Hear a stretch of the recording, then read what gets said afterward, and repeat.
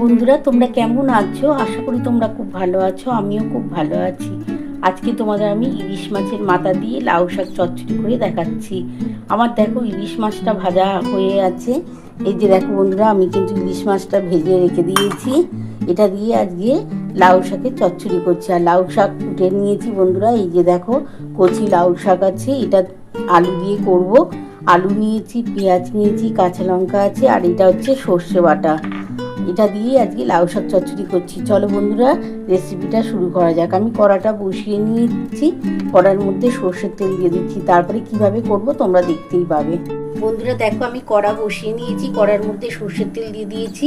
এই তেলের মধ্যেই আজকে লাউ শাক চচ্চড়ি করে দেখাচ্ছি তোমাদের।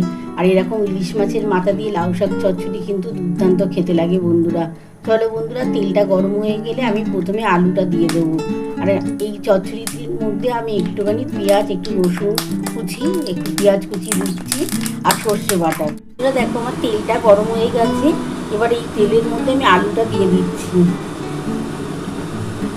যে বন্ধুরা দেখো, আমি আলু, পেঁয়াজ আর রসুনটা একসাথে দিয়ে দিলাম।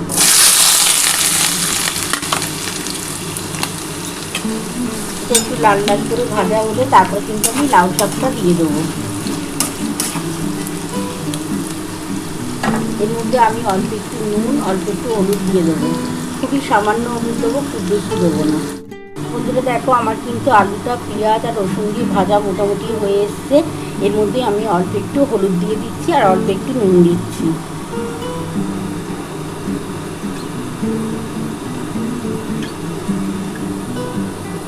আমি একটু হলুদ দিলাম।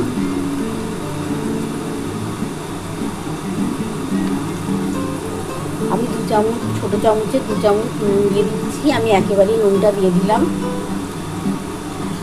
এবার এটা ভালো করে একটুখানি এই নুন হলুদটার সাথে আলুটা ভেজে নিয়ে তারপর কিন্তু আমি লাউ শাকটা দিয়ে দেবো।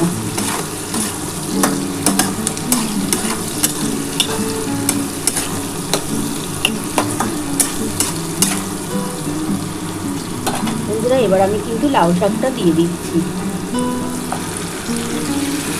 ইলিশ মাছের মাথা দিয়ে এরকম লাউ শাক চচ্চড়ি দারুণ লাগে বন্ধুরা খেতে। গরম ভাতের সাথে খুব ভালো লাগে। আর লাউ শাক তো এমনিতেই খেতে ভালো লাগে, যেভাবেই করো না কেন। আর কচি লাউ শাক আছে, দারুণ খেতে লাগবে।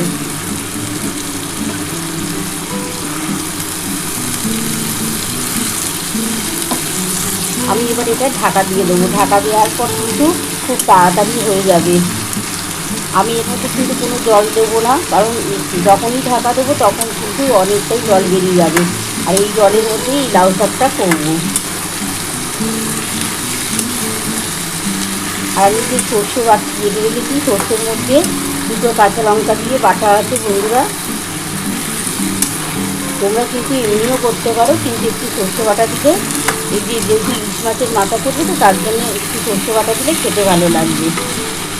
আমি ঢাকাটা দিয়ে দিই। বন্ধুরা দেখো, আমি ঢাকাটা দিয়ে দিলাম। আমি 5 মিনিটের মতন ঢাকাটা দিয়ে রাখছি। তারপর কিন্তু আমি তোমাদের ফিরে আসছি, এসে দেখাচ্ছি। যতটা হবে তার মধ্যে আমি কিন্তু সর্ষে বাটাটা দিয়ে দেবো। বন্ধুরা আমি ঢাকাটা খুলে দেখি, আমি 5 মিনিট পর ঢাকাটা খুলছি। কিন্তু দেখো বন্ধুরা, ঢাকাটা দিয়ে করছি বলে দেখো লাউ শাকটা কিন্তু কতটা ছিল ফোড়নি হয়ে গেছে।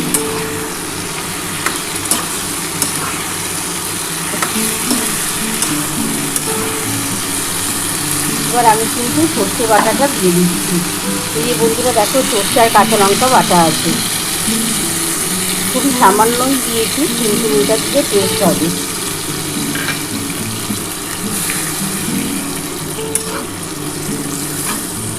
আমি এর মধ্যে অল্প একটু ঝাল লঙ্কা দিচ্ছি, একটু ঝাল ঝাল হলে খেতে ভালো লাগবে।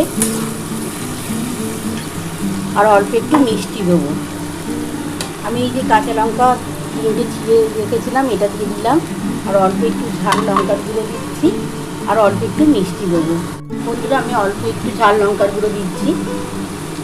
আমি একটু কাঁচা লঙ্কা ছিঁড়ে দিয়েছি, কাঁচা লঙ্কাগুলো খুব একটা ঝাল হয় না, তার জন্যে অল্প একটু ঝাল লঙ্কার গুঁড়ো দিলাম।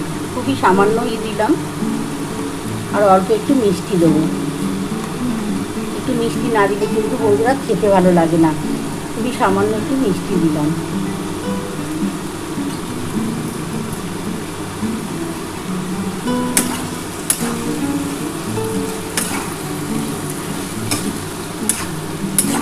মশলাটা একটুখানি ভালো করে মশলাটা দিয়ে কষাবার পর আমি কিন্তু ইলিশ মাছের মাথাগুলো দিয়ে দেবো।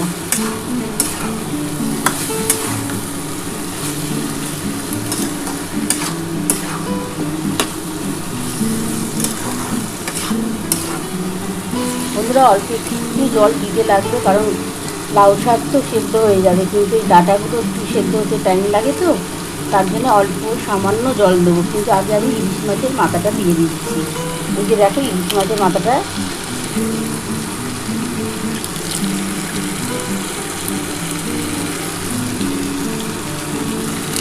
একটু ভেঙে দিলাম।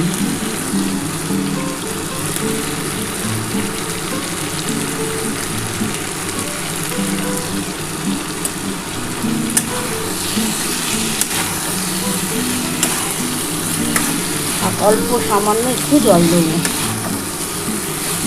দিয়ে আমি 5 মিনিট রাখবো। 5 মিনিটের মধ্যে আশা করি হয়ে যাবে, কারণ লাউ শাকটা খুবই কচি তো, সেদ্ধ হয়ে গেছে করতে করতে। একটু সামান্য জল দিয়ে আমি ঢাকা দিয়ে দেবো। বন্ধুরা আমি খুবই সামান্য একটু জল দিয়ে দিচ্ছি, এই মশলার জলটাই দিলাম, আর কোনো জল দেবো না। এই যে দেখো বন্ধুরা, এবার আমি ঢাকাটা দিয়ে দিচ্ছি।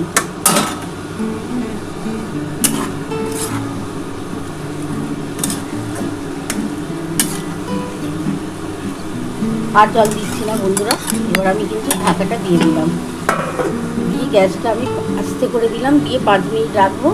আশা করি ততক্ষণ হয়ে যাওয়ার কথা। বন্ধুরা আমি 5 মিনিট পর ফিরে এলাম। 5 মিনিট পর দেখি ঢাকাটা খুলে কতটা হলো। আমি কিন্তু গ্যাস কিন্তু আস্তেই আছে বন্ধুরা, তোমরা দেখতে পাচ্ছ। আমি আস্তে করে দিয়েই করলাম, একটু দেরি হলো ঠিক কথা, হয়তো এটা 2 মিনিটেও হয়ে যেতে পারতো, কিন্তু 5 মিনিট করলাম এই কারণে। ঢাকাটা দিয়ে করলে এই যে লাউ শাকটা দারুণ টেস্ট হবে, মানে সেদ্ধটাও ভালো হবে।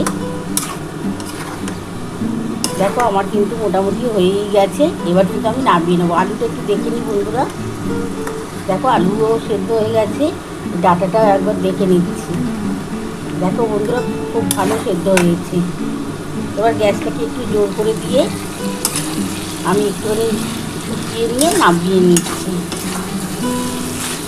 চচ্চড়িটা ঝোল ঝোল ভালো লাগে না, তার জন্য অল্প একটুখানি যে জল আছে এটা একটুখানি শুকিয়ে নিচ্ছি।